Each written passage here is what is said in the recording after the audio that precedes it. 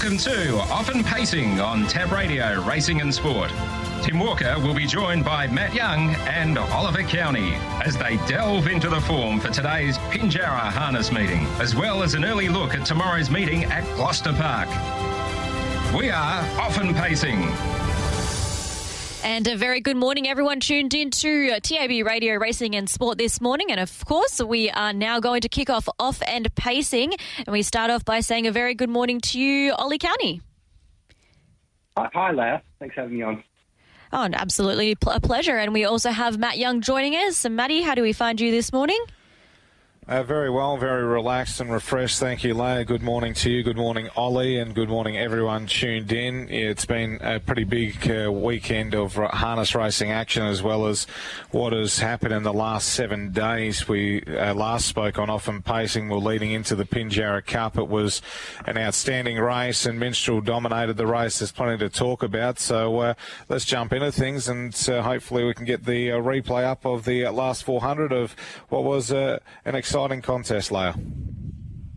Mighty Ronaldo, fourth, 1-1. Penny Tiger is on the inside, fifth, and then comes Ideal Agent, midfield. Cordero, Swing Band now out wider from Jaws of Lincoln, well back with Galactic Star. 28-3, third quarter. It's Minstrel toward the home turn. Nearly a full length on Tricky Mickey Al Capone. Coming up, Mighty Ronaldo out three wide. Penny Tiger back there on the pegs, and Ideal Agent heads the others, but setting sail for home as Minstrel with Roberts. Al Capone giving chase. Down to the Tab Ton sprint lane as Penny Tiger. Leader though is Minstrel inside the 100. Mighty Ronaldo on the outside. Penny Tiger the inside, but it's Minstrel. It's another lady. It's Roberts, and Minstrel almost all the way. Over Al Capone, Penny Tiger fourth.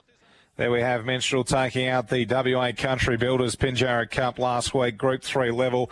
He dominated Ollie 155.4, and once he got to the top, he just got quicker. His last 1200, brilliant, 28.5, 28.3, 27.8. Al Capone stuck on really well. I think going forward, that's going to be his racing style, is just try and use that gate speed, get into a good position, and take cover in those free-for-all races. I think he's going to be a good money spinner for Kevin Keys and team there. Penny Tiger got a little bit keen in the run. He finished in third place. Ideal Agent made a few runs at them. Mighty Ronaldo was decent. That was outside of how he is normally driven. What was your take on the race here, mate? Just the same as you, really. I think once Minstrel found the front, it was just about game over for the rest of them. And Al Capone, he was really credible in second. I think there were probably a few question marks whether he could step up to this company, but he was really good holding off Penny Tiger late, and Ideal Agent was a really, really good run in fourth as well. And looking at that race, the massive news that came out of it as we were going to air on Monday was that Magnificent Storm had an issue with his knee. Things have really elevated and unfolded quite dramatically in the last week in finding out that there's an infection. It's quite severe, and that he was fighting for his life, and so fighting for his career as well, which is massive news. He's out of the Nullarbor now. The vibrations that are felt throughout the industry and throughout the Nullarbor has been massive in regards to that. It's just terribly sad news about Magnificent Storm. It's terrible news on Magnificent Storm. He's such an outstanding horse, and I think I can speak for everyone and say the industry will be worse off for not having for a period, and we just really hope he gets back. We had the Miracle Mile on the weekend, and I think there's a runner in third. The connections have indicated, of Speak the Truth, that they may be interested in a slot in the Nullarbor if a good offer was to come up. So if there are any slot holders out there looking for a really good runner in the Nullarbor of the class of a Miracle Mile runner, then Speak the Truth is not a bad way to go. Absolutely right, and we saw that on Saturday night with Leap to Fame taking that out. And just a quick word on him, Ollie, you're from Queensland. You have got to be a big fan of this horse. Just gutsy to see. He broke all the records to be able to win that race, parked in 148 and change. It was an outstanding effort. Brilliant horse.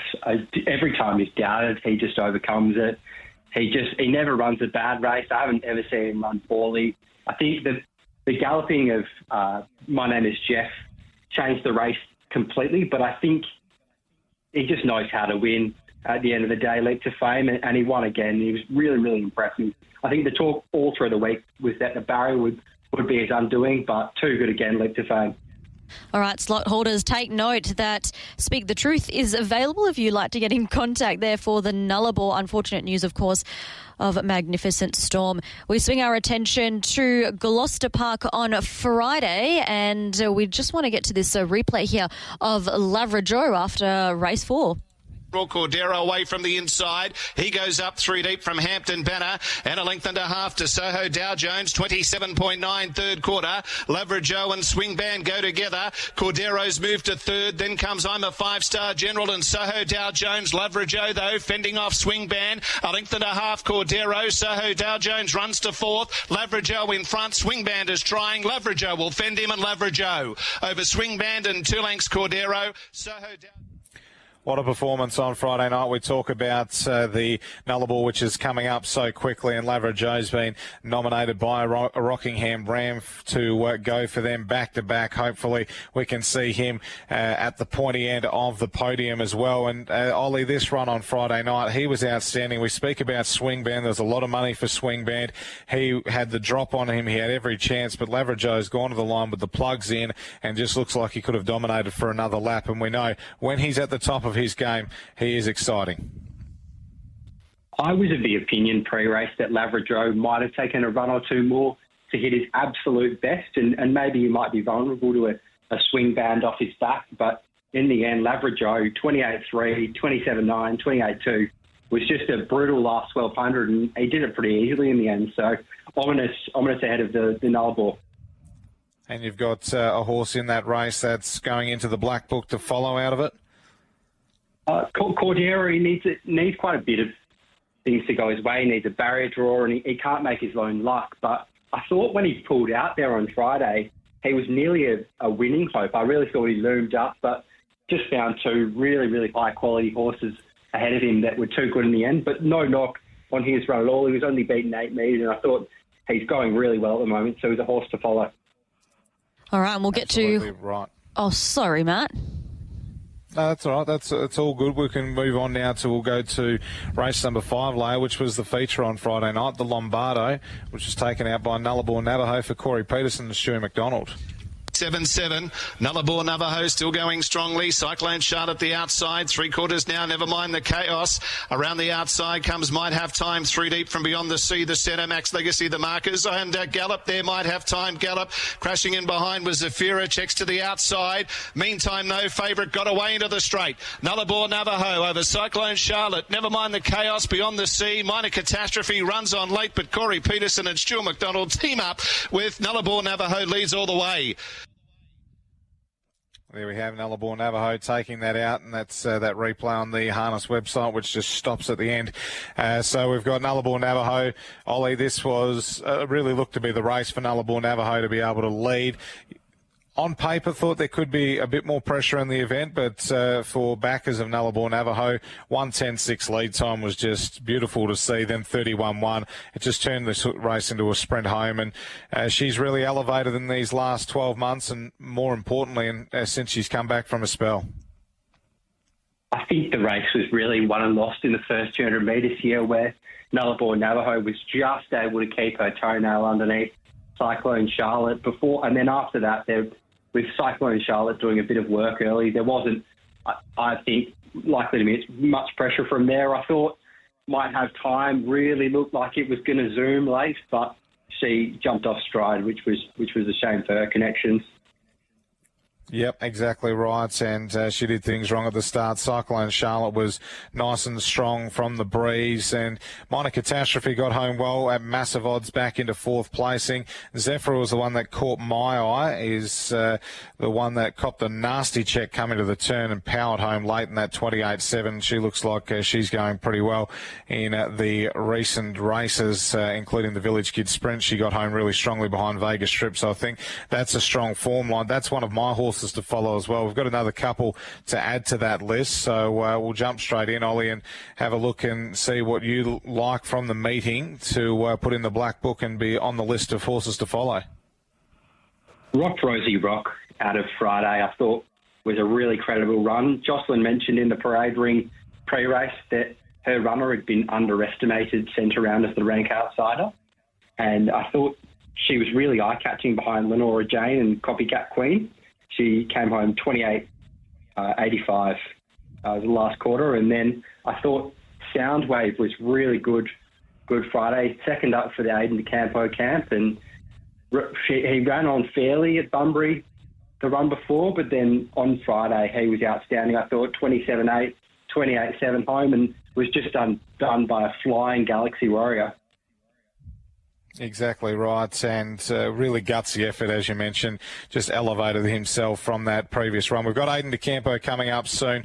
We'll have a chat to him, and then we've also got at the top of the hour a race from Morfordville to be able to bring you to. So often pacing will be well and truly under the whip late in the piece here for this half-hour show. Horses to follow for me, Zephyra, I thought was the headline act, the one to follow out of the meeting. I thought she was brilliant and just really solidifying her last two runs have been outstanding.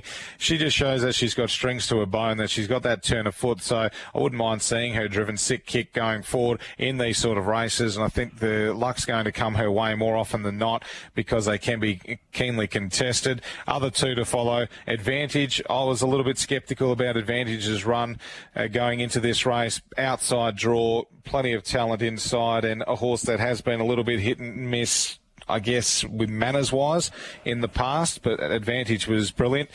Running into fourth place, they got home quick, as you mentioned, Ollie, 56.5, and this horse, just the way that he ran through the line, I think there's going to be a better race for him coming up soon. And Feeling Aces in the stand. He's racing really well, Feeling Aces. I think he's only had a couple of little blips through the preparation where he may have been just a touch overdriven. This time, I think he's ready to win a race. He just needs that right sort of run, and I think it could come very soon. So those are my three to follow out of the meeting on Friday night, and looking forward to seeing them all race at the track as well as yours.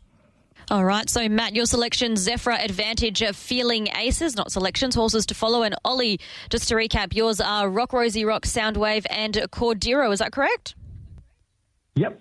Wonderful. All right, thoughts from both Ollie and Matt there for Gloucester Park Friday night. We swing our attention to Pinjarra. Best bets, Matt, for you, races 3, 4 and race 8.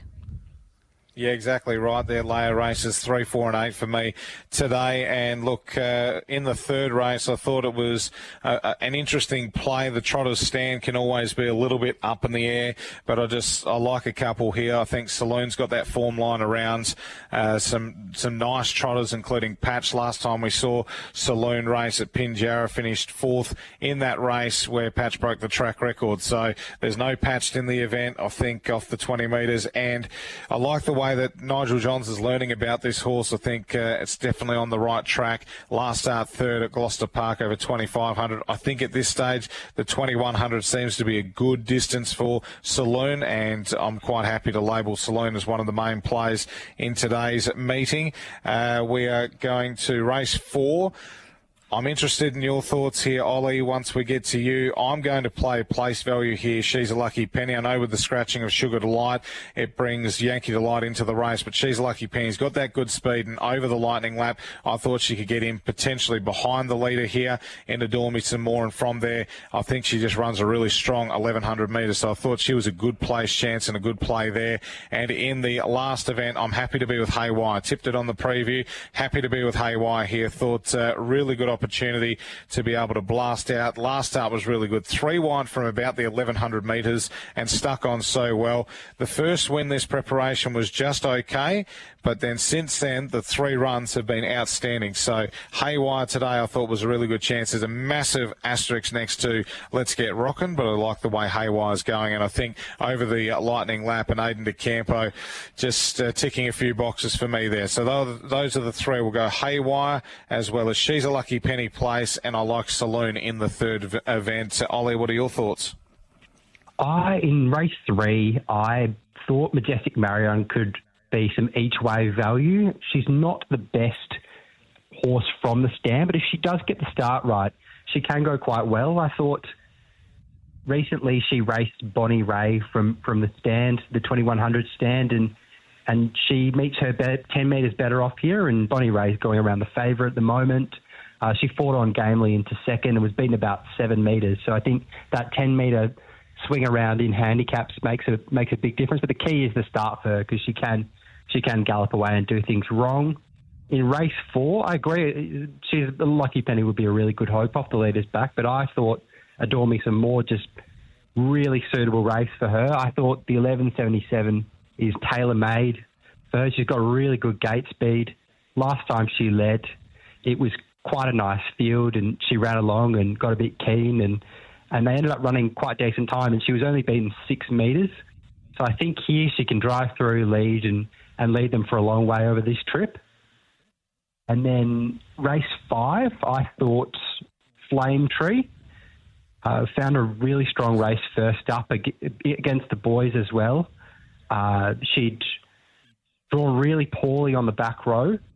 Still ran her a really sharp last quarter in 27.62. Last time in, she was racing some of the best fillies in WA, so I think this looks quite a suitable race.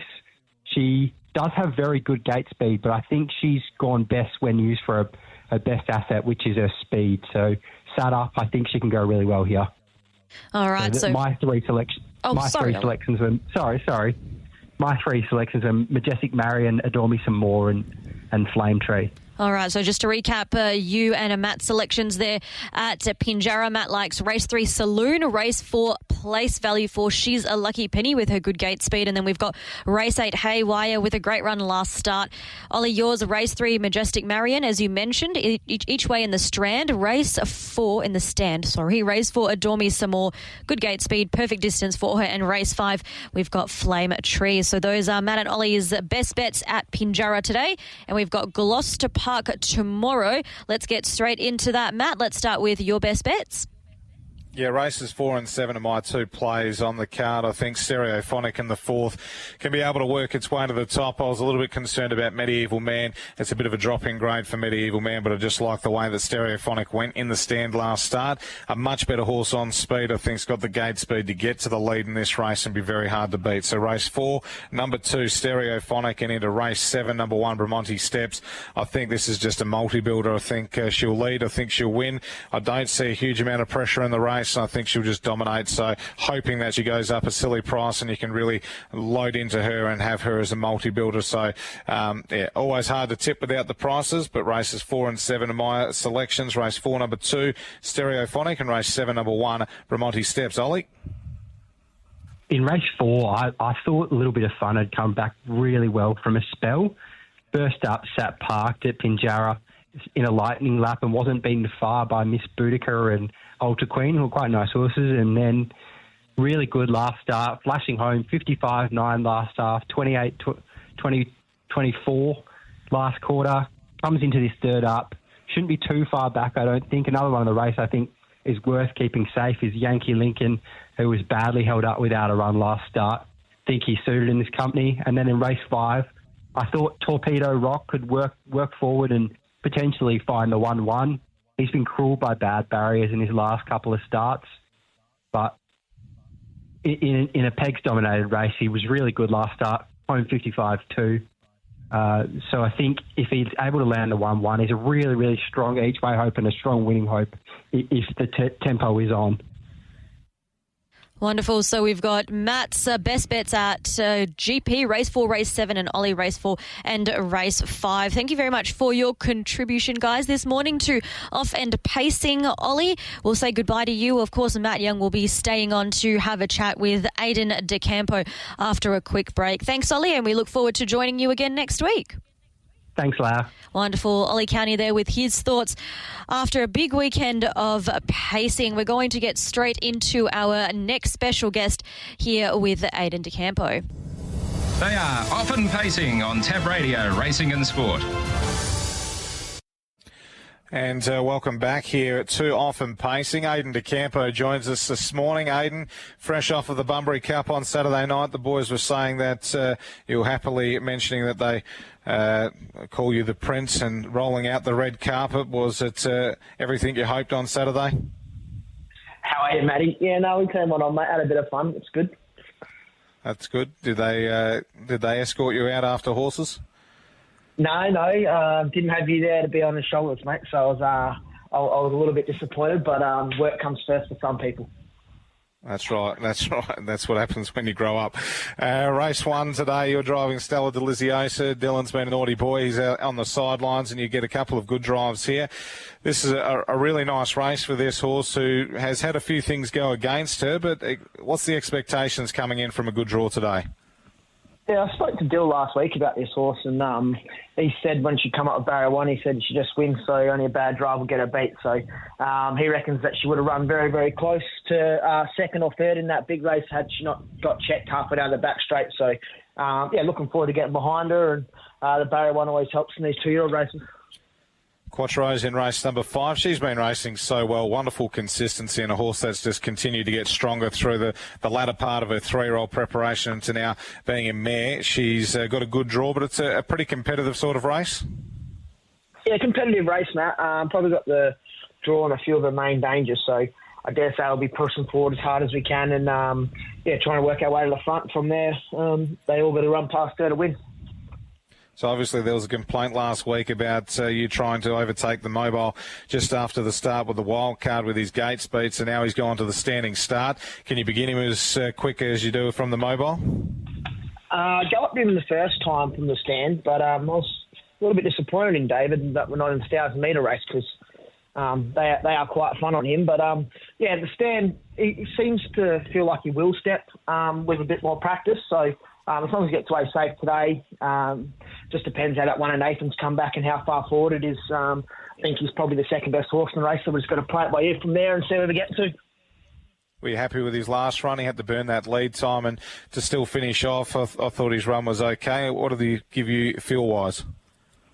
Yeah, I thought he was really good, Matt. I don't think he can do much more from 49 lead time and he only got beat not very far. So I was quite happy with his run. I thought it was probably one of his better runs. He just had to do way too much early. Haywire in the final event, so you don't get to launch the wild card, but Haywire's got some gate speed in the lightning lap. He's been racing really well. Yeah, I haven't spoken to Sarah about the horse just yet, but he does have a very good gate speed, but he's been going really well from the cities last few, so it'll be interesting to see how she wants him driven. But his runs over the last couple weeks have been really, really good, and hopefully we can get a win up for her. And on Tuesday, we've got 2 drives. Johnny Lombo will leave that one to give Giles the instructions tomorrow. But you've got Major Corrida from your own yard in tomorrow night. It's a tricky draw over the 2,500 metres. How do you assess his chances going into that? And how do you assess his form overall? He's mixing his form a little bit, Matt. I think tomorrow night over the 25 probably doesn't suit him. The draw probably doesn't suit him. And it's pretty strong dollars last 8. That for a Tuesday night. So, he'll find it tough tomorrow, but when he can drop back into one of those ones at Bunbury or something like that, he'll be a lot better. So, in the last 2 weeks, it's been sad news that you've lost the keys to the Ferrari and also the Lamborghini. Magnificent Storm, a massive omission from the Nullarbor, and, of course, the sad news of Shockwave being retired. It's sad to lose the drives like this, but... Magnificent Storm, it's a very scary situation that the connections have had to go through with him in the last week or so. Yeah, it is disappointing, not for myself, but mainly for the connections of both horses, really. Both connections obviously love those horses, and it's disappointing not having them go around. I'm not quite sure if I'm a jinx or what it is, but it's been a tough couple of weeks. I'm not 100% certain on how Storm's travelling or what the actual goal is. I just know that he's going for a little bit of trouble at the moment. I think he'll he'd be back racing one day, but just disappointing. But more for Ray and the owners at this stage. I'll survive, but it's hard to kind of have your best horse go and miss leading up into some really, really good races. Yeah, exactly right. And just a word on a couple of your horses in the stable. The better side won the Sales Classic 2 weeks ago, and performance-wise, he was really good. Do we see him step out again soon, or are you giving him a little bit of a freshen up after that feature race success? No, he'll be in the paddock, Matty. I was always planning to have him ready for the later part of the year. I thought if whatever he did this time in, he'd just improve on. So he'll have a couple months off now and bring him back later in the year for some bigger races again. The Mickey Taker, the old claimer, he's come back and he's revitalised. He looked sharp the other night, even over the mile the week before. He was really sharp in the warm-up, and he went to the breeze and he dominated. And then the other night he's showed his sit-sprint capabilities. He's come back really well. Yeah, he has come back well, Matty. I was happy enough with his first 2 runs, and he was disappointing third up, and gave him 2 weeks between runs and just changed his work up a little bit, trying to sharpen him up a little bit. And he was really good in the breeze 2 starts ago. And last start he travelled really, really good on a helmet and, sprinted really well. So, really happy with him. I just hope he can, continue to improve and hopefully eventually find just a little bit of gate speed. It's just so hard for him to, win a lot of races when you've got to work so hard to find a position every week. So if he found a little bit of gate speed going forward, there's no reason why he can't keep running through his classes. He's got the ability. Well, there's plenty of talent that you're being able to steer around at the moment, and hopefully plenty of winners there going forward, and hopefully a few winners there today, Aiden. We'll see you out on track, and thanks for joining us this morning. Anytime, Matthew. There we have Aiden De Campo joining us this morning. Well, Leah, thank you very much for you to be able to jump into the hot seat this morning and take over Tim Walker's role. Not bad, Tim, creating a new harness show and then just disappearing for the next 3 weeks. So well done to you under trying times, and will be better for the run next week. But, it's been an enjoyable show. Aiden De Campo, always great to chat to, and always great to chat to Oli. So thank you, Leah. Wonderful. Thank you as well, Matt. Looking forward to the next 2 weeks now. Might be taking over Tim's job with him disappearing, but we will be back next Monday for Off and Pacing. We'll be back soon with the race day after this quick break.